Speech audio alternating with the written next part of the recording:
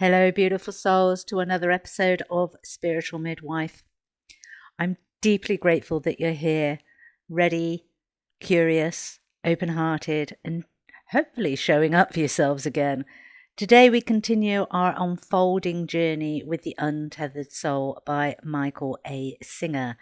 And oh boy, what a chapter we've set up. It's one that touches each of us because it's always with us, that constant internal voice, that commentator, that chatterbox, that inner dialogue that never seems to stop. The voice inside your head, friend, foe, or illusion.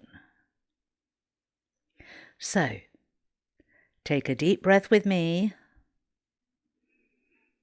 Feel your body, and let's gently start peeling back another layer of the psyche, applying a little bit of love, honesty, and compassion.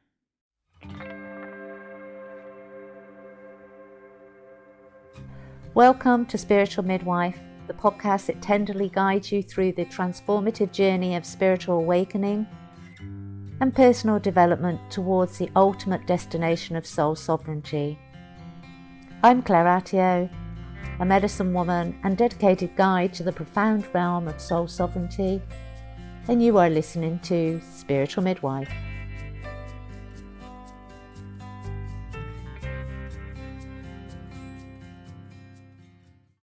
Let's begin with the simple truth.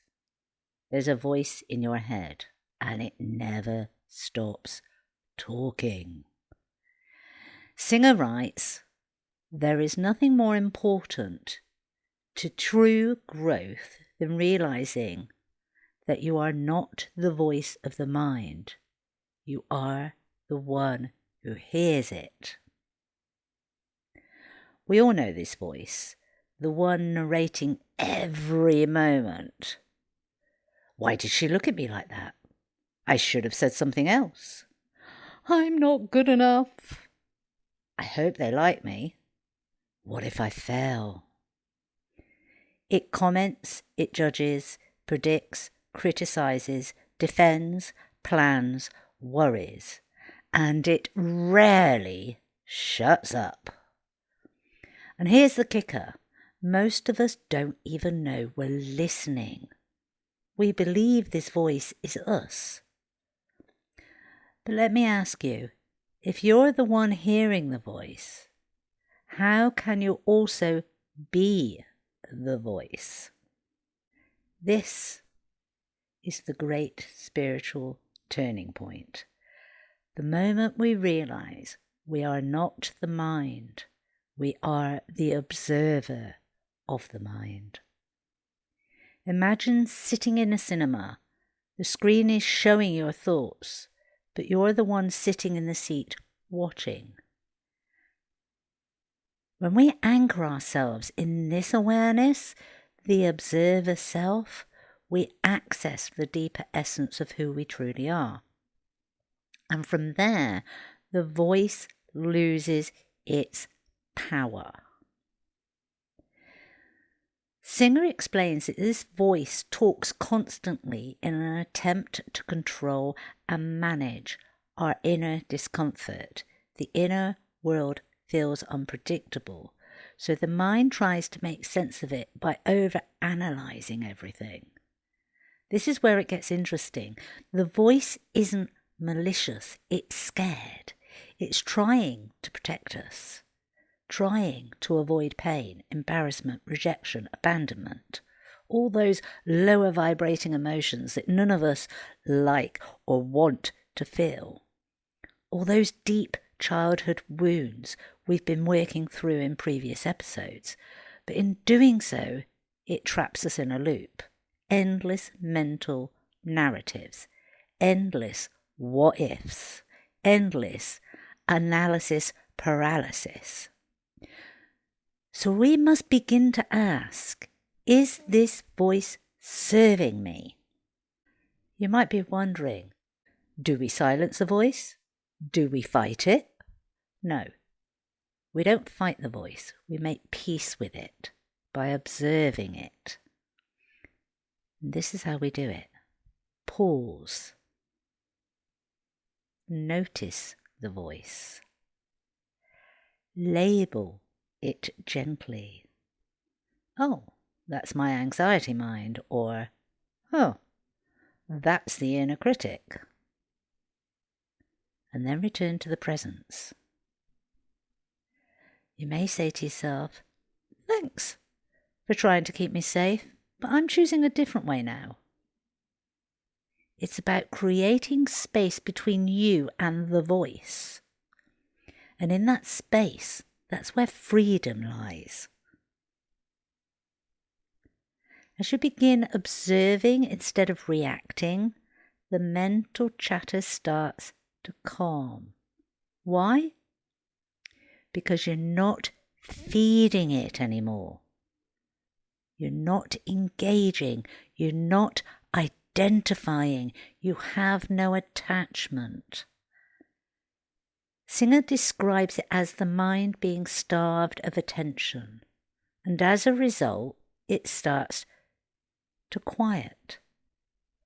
This quiet is not emptiness, it's peace, it's stillness, and it's a place where inspiration flows. We give space for our creativity to come in, and where we hear our soul, not our fear. This is where your soul sovereignty comes in. You begin to reclaim your power by no longer allowing your thoughts to dictate your emotions, your behaviours, or your decisions. And let's get real. How many of us have self-sabotage because of inner dialogue? I put my hands up 1,000 times, if not more.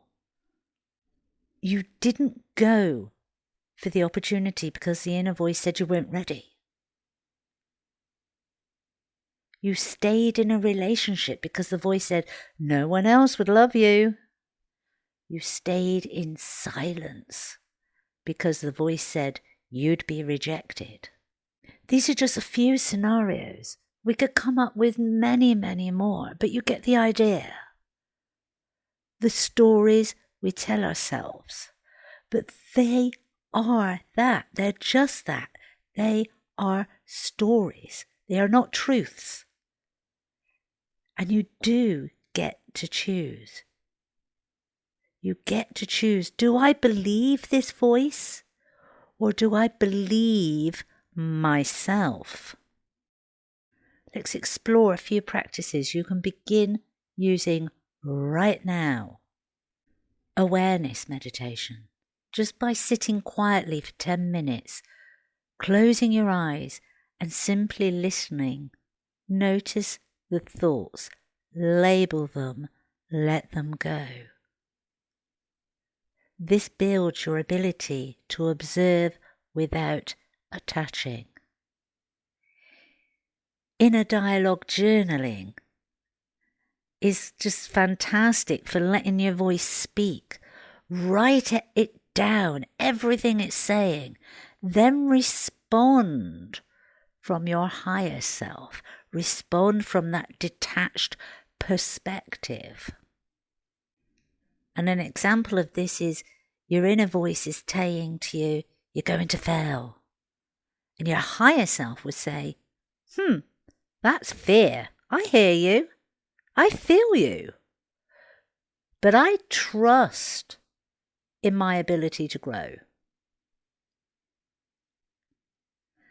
Affirmations of sovereignty. Use affirmations like, I'm the witness to my thoughts.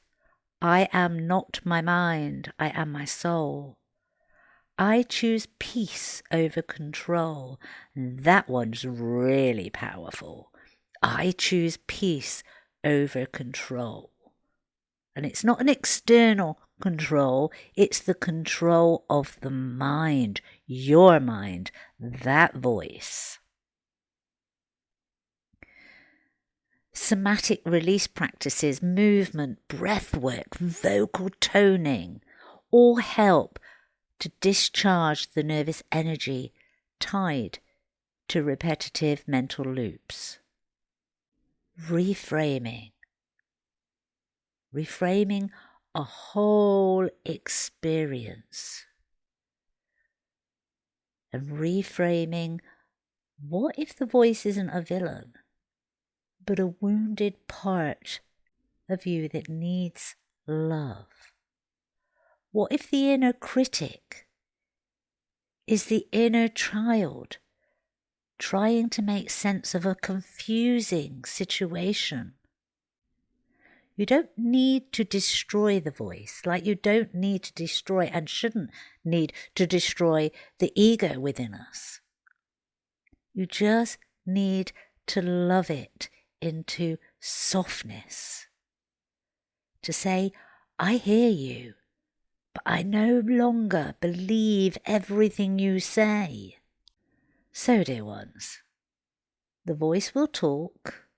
That's its job.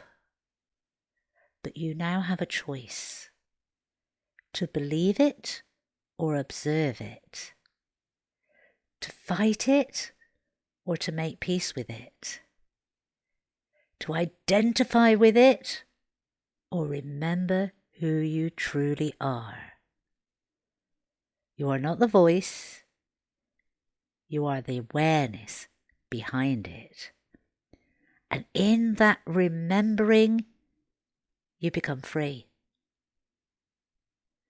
Thank you for being here, for doing the inner work, the deep soul work. This is how we change the world.